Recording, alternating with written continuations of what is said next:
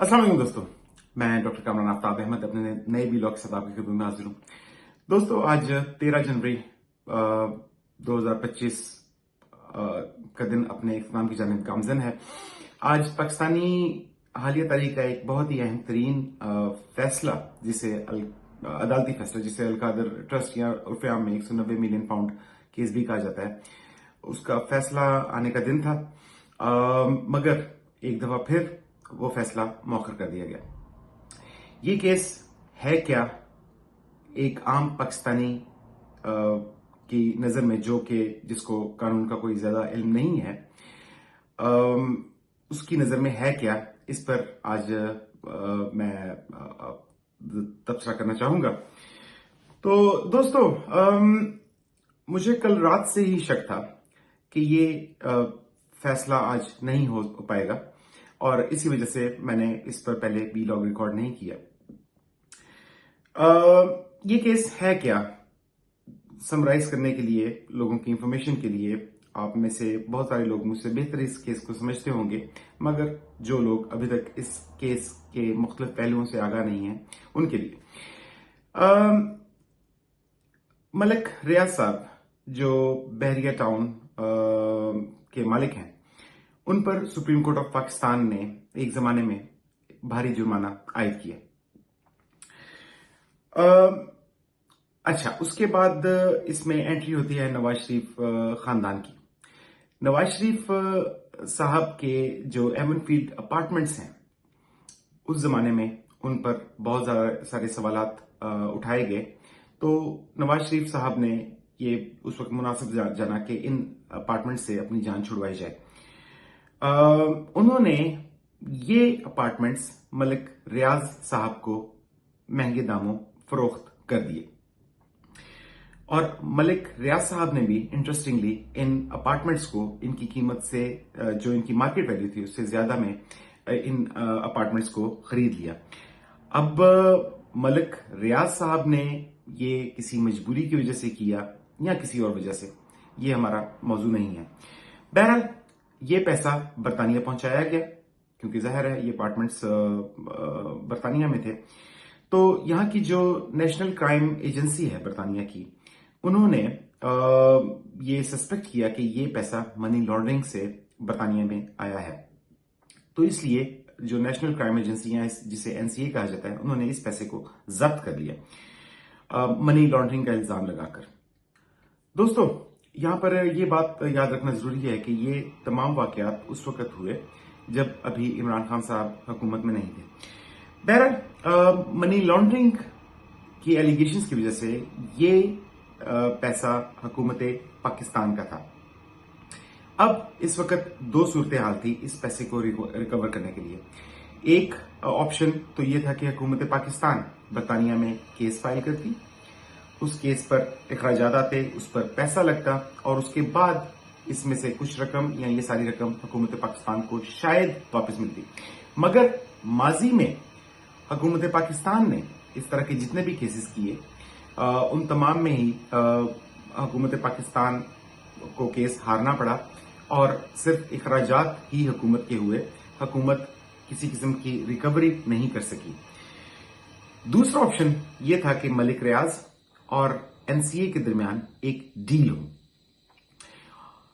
अच्छा, हुकूमत पाकिस्तान ने माजी के फैसलों की वजह से और माजी के जो उनके तजुर्बात थे उसकी वजह से ये फैसला किया कि अगर केस किया जाता है, इसमें पैसा बहुत लगेगा, इसमें तवानाई बहुत सारी लगेगी, इसमें वक्त बहुत सारा लगेगा, और पैसे वापस आने की गारंटी फिर भी नहीं होगी।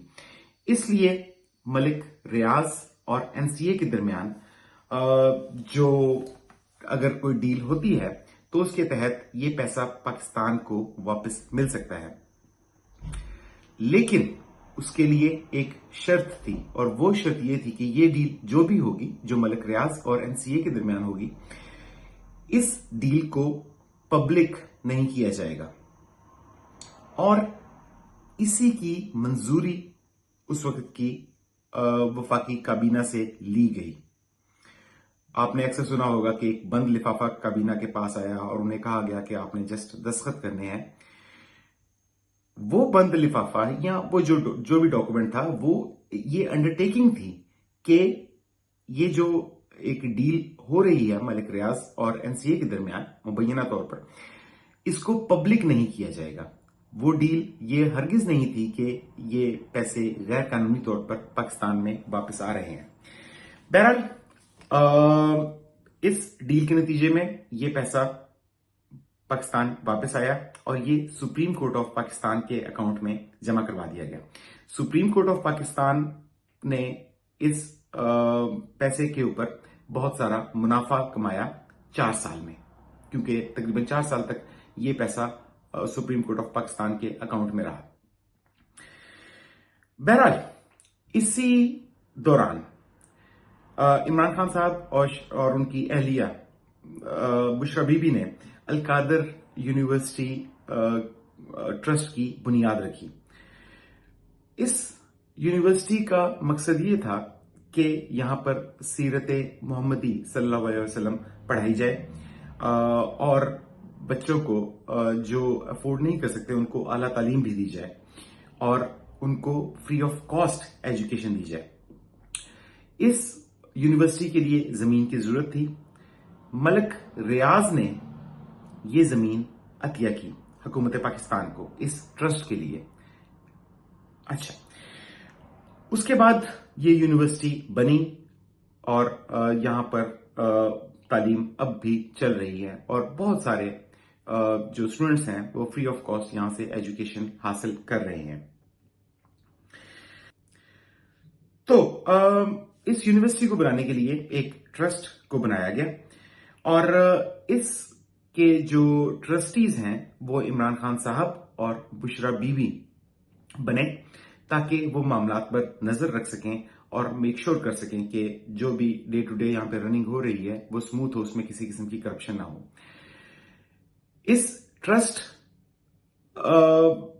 کے یہ ٹرسٹیز تو یہ دونوں ہیں، لیکن کلیئرلی اس میں مینشن ہے کہ جو ٹرسٹیز ہوں گے انہیں کسی قسم کی نہ ہی تنخواہ ملے گی اور نہ ہی کسی اور قسم کا وہ مالی فائدہ اس میں حاصل کر سکیں گے۔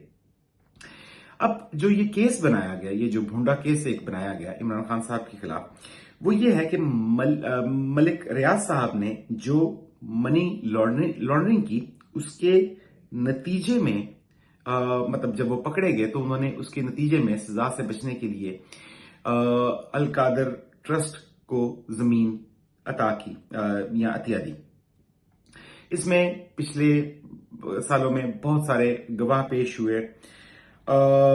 ملک ریاض صاحب کو بہت زیادہ پریشرائز کیا گیا اور انہیں پھر ملک چھوڑ کر بھی جانا پڑا، لیکن ملک ریاض صاحب بالکل نہ ٹوٹے۔ میڈیا پر ایک ہائپ کریٹ کی گئی کیونکہ اس میں جنرل باجوہ کا ذاتی ایمبیشن تھا اور یہ کیس انہوں نے ہی شروع کیا تھا۔ میڈیا پر یہ جو ہائپ کریٹ کی گئی پچھلے 4 سال میں، اس کی وجہ کیا تھی؟ اس کی وجہ یہ تھی کہ اس فیصلے کو ایکسیپٹنس مل سکے جب یہ فیصلہ کیا جائے، اور پھر یہ کہ عوام جو اس کے میرٹس ہیں، اس کو کیس کو لمبا چلایا جائے تاکہ عوام اس کے جو میرٹس ہیں، جو اصل مدعا ہے، اس کو بھول جائے۔ ماضی میں عمران خان صاحب پر اور بشرا بی بی پر بھی یا پاکستان تحریک انصاف کے باقی لوگوں پر جتنے بھی کیسز بنائے گئے اور جن میں انہیں سزائیں سنائی گئیں، وہ تمام کے تمام کیسز جب بھی اعلیٰ عدالتوں میں آئے وہ تمام کے تمام ہی اڑ گئے۔ تو اس لیے اس کیس کو واٹر ٹائٹ بنانے کے لیے بہت زیادہ لمبے عرصے تک چلایا گیا۔ پھر اس کا یہ جو اتنا لمبا کیس چلایا گیا، اس کا ایک مقصد اور بھی تھا۔ وہ مقصد یہ تھا کہ عدلیہ میں تبدیلیاں کی جائیں تاکہ جب یہ کیس نچلی کورٹ سے اوپر والی کورٹ میں یعنی کہ ہائی کورٹ میں اور پھر سپریم کورٹ میں آئے تو وہاں سے عمران خان صاحب کو اور بشرا بی بی کو کسی قسم کا ریلیف نہ مل سکے۔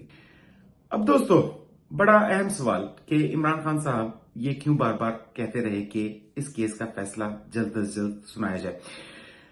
عمران خان صاحب کو یہ اچھی طرح اندازہ تھا کہ جو اعلیٰ عدلیہ ہے پاکستان کی، اس کی حیت تبدیل کی جا رہی ہے اور انہیں اچھی طرح پتا ہے اور باقی پاکستان کو بھی اچھی طرح پتا ہے کہ عمران خان صاحب نے ذاتی طور پر القادر ٹرسٹ سے کسی قسم کا فائدہ نہیں اٹھایا.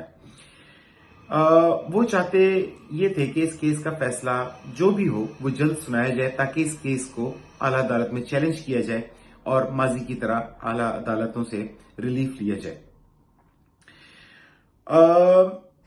آج اس کیس کے فیصلے کا دن تھا. خبروں کے مطابق یہ طے پایا گیا تھا کہ دن 11 بجے اس کیس کا فیصلہ سنایا جائے گا. اور خبروں کے مطابق جج صاحب صبح 8:30 بجے ہی تشریف لے آئے اور 10 بجے انہوں نے عدالت برخاست کر دی، یہ کہہ کر کہ جو ایکیوزڈ ہیں اس میں عمران خان صاحب اور بشرا بی بی اور ان کے وکلاء وہ عدالت میں موجود نہیں ہیں. حالانکہ اب تک کی خبروں کے مطابق بشرا بی بی عدالت تشریف لائیں، وہ 11 بجے کے قریب تشریف لائیں. اسی طرح جو وکلاء تھے وہ وہاں پہ انتظار کرتے رہے لیکن جج صاحب نے انہیں نہیں بلایا. اور عمران خان صاحب تو پہلے ہی اڈیالہ جیل میں ہیں جہاں پر سماعت ہو رہی تھی. تو اب یہ ہے کہ سوال جو ہے جس پر پہلے بھی بہت زیادہ بحث ہو چکی ہے، اپنے پچھلے ویلاگز میں بھی اس پر بات کر چکا ہوں، لیکن جسٹ آپ کی میموری کو فریش کرنے کے لیے کہ اب تک فیصلہ کیوں نہیں دیا گیا. جس طرح آپ کے نالج میں ہے کہ پہلے فیصلے کی تاریخ 23 دسمبر 2024 رکھی گئی، پھر اس کو پوسٹ پون کر کے 6 جنوری 2025 کیا گیا، پھر 13 جنوری یعنی کہ آج کے دن کی تاریخ رکھی گئی اور اب 17 جنوری 2025 کی تاریخ دے دی گئی ہے. اچھا، انٹرسٹنگلی جو حکومتی اور جو اسٹیبلشمنٹ کے اور یا عاصم منیر صاحب کے جو پالتو ٹاؤٹس ہیں ان کو پہلے ہی پتا تھا ہر موقع پر آج کے علاوہ کہ یہ فیصلہ نہیں سنایا جائے گا.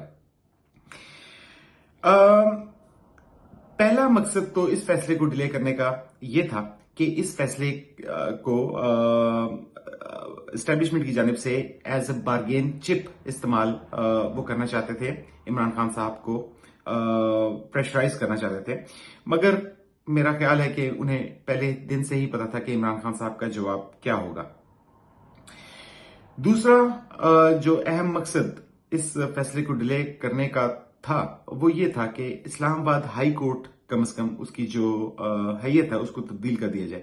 اور اب شنید یہ ہے کہ 17 جنوری کے روز ہی اسلام آباد ہائی کورٹس میں 5 نئے ججز شامل کیے جا رہے ہیں اور اس کی حیثیت کو تبدیل کیا جا رہا ہے. اس کا مقصد یہ ہے کہ جب یہ فیصلہ ظاہر ہے جب فیصلہ کیا جائے گا اس عدالت میں، اس کو کورٹ پھر چیلنج کرنے کے لیے اسلام آباد ہائی کورٹ کی جانب جایا جائے گا تو وہاں پر مختلف قسم کی ایک عدلیہ ملے گی جو عمران خان صاحب کو ریلیف شاید نہ دے.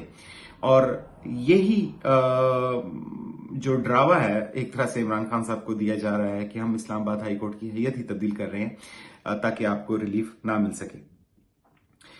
مگر میرا نہیں خیال کہ ان سٹیپس سے عمران خان صاحب کسی قسم کی جو ہے وہ فلیکسیبلٹی وہ دکھائیں گے اسٹیبلشمنٹ کو.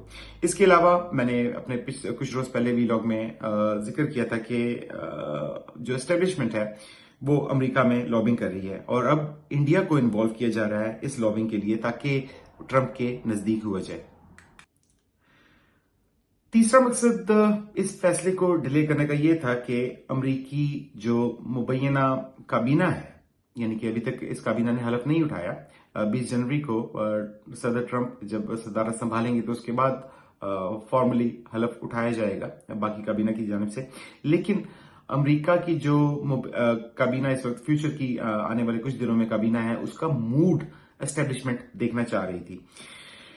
اس کے علاوہ اسٹیبلشمنٹ اس کیس کو لٹکا کر ایک سینس لینا چاہ رہی تھی کہ انٹرنیشنل ریئیکشن ان کے خلاف کیا کیا ہو سکتا ہے. جب میں انٹرنیشنل ریئیکشن کی بات کرتا ہوں تو ایک تو وہ ریئیکشن ہے جو مغربی ممالک یعنی کہ یورپ، امریکہ، کینیڈا، آسٹریلیا وغیرہ سے آیا یا اب تک آ رہا ہے. لیکن اس کے علاوہ ایک بہت اہم ریئیکشن جس کو عام طور پر تجزیہ نگار بہت زیادہ ڈسکس نہیں کرتے، وہ ریئیکشن وہ ہے جو مشرق وسطی، چائنا، انڈیا یا خطے کے دیگر ممالک کی جانب سے आ सकता है या आना चाहिए। तो एस्टेब्लिशमेंट खासकर मेरे ख्याल में उन्हें पहले दिन से ही पता था कि अमेरिका और बाकी जो यूरोपीय ममालिक हैं उनकी जानिब से क्या रिएक्शन आएगा, और वो रिएक्शन आपके सामने है। लेकिन ये जो खित्ते के बाकी ममालिक हैं इनकी जानिब से वो रिएक्शन वो मेक श्योर करना चाहती थी पाकिस्तानी मिलिट्री एस्टेब्लिशमेंट के उनको किसी सख्त किस्म के रिएक्शन का सामना ना करना पड़े। अब जिन ममालिक की मैंने बात की है, यानी कि जो खित्ते के दीगर ममालिक हैं जिसमें मशरक़ वस्ता के ममालिक हैं, चाइना है, इंडिया है, वगैरह वगैरह, इनमें इनकी जानिब से कोई सख्त किस्म का रिएक्शन नहीं आया। इसकी वजह यह है कि यहाँ पर इंसानी हकूक की हालत कोई इतनी अच्छी वैसे ही नहीं है। तो और उन्हें इससे फर्क नहीं पड़ता कि पाकिस्तान में इंसानी हकूक के खिलाफ अगर कुछ हो रहा है, अगर वो इस पर आवाज उठाएंगे या क्वेश्चन करेंगे तो उन्हें बहुत सारे जवाबात अपनी तरफ से भी देने पड़ेंगे। इसमें एक बहुत इंपॉर्टेंट एस्पेक्ट जिसको शायद बहुत सारे लोगों ने उस पर गौर नहीं किया, ये फैसला डिले होने की वजह क्या है, और वो मेरा पांचवा और आखिरी पॉइंट है। और वो वजह मेरे ख्याल में ये है कि जो जज साहब हैं जो इस जिनके थ्रू ये फैसला करवाया जा रहा है, वो अपने मुंह पर किसी किस्म की कालक नहीं मिलना चाहते।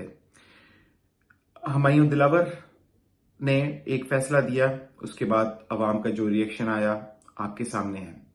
इससे पहले और उसके बाद फिर तोशाखाना में जिस तरह जो जज साहब थे उन्होंने जिस तरह का फैसला दिया, उसके बाद उन्हें जिस तरह का रिएक्शन देखना पड़ा वो आपके सामने है। ये केस खासकर ये बहुत ज्यादा एक आप कह सकते हैं कि बड़ा ही एक नाजुक केस है, क्योंकि इसमें जिस मकसद के लिए ये यूनिवर्सिटी बनाई गई वो मकसद बहुत आला है। इसमें किसी किस्म का जाती फायदा नहीं उठाया गया किसी भी जानिब से अब तक, जो सामने चीजें आई हैं उनके मुताबिक। तो मेरा जाती ख्याल ये है कि जज साहब नहीं चाहते कि वो अपनी दुनिया खराब करने के साथ साथ अपनी आखिरत भी खराब करें। मेरा ख्याल है कि जज साहब ने जानबूझकर इस केस का फैसला फिर पोस्टपोन किया है। बहरहाल मेरी ये अजम्पशन, क्या ये सिर्फ अजम्पशन है या गलतफहमी है, इसका फैसला 17 तारीख को हो जाएगा। अगर यही जज साहब फैसला सुनाते हैं और इमरान खान साहब को सजा देते हैं तो फिर मैं मानूंगा कि मेरी अजम्पशन गलत थी। लेकिन अगर इस केस का वो फैसला नहीं सुनाते, इसको दोबारा पोस्टपोन कर देते हैं या किसी और जज साहब को बुलाया जाता है इस केस का फैसला सुनाने के लिए, तो मेरे ख्याल में मेरी अजम्पशन ठीक होगी। बहरहाल दोस्तों, अब 17 जनवरी 2025 का मेरी तरह आप सबको भी इंतजार रहेगा।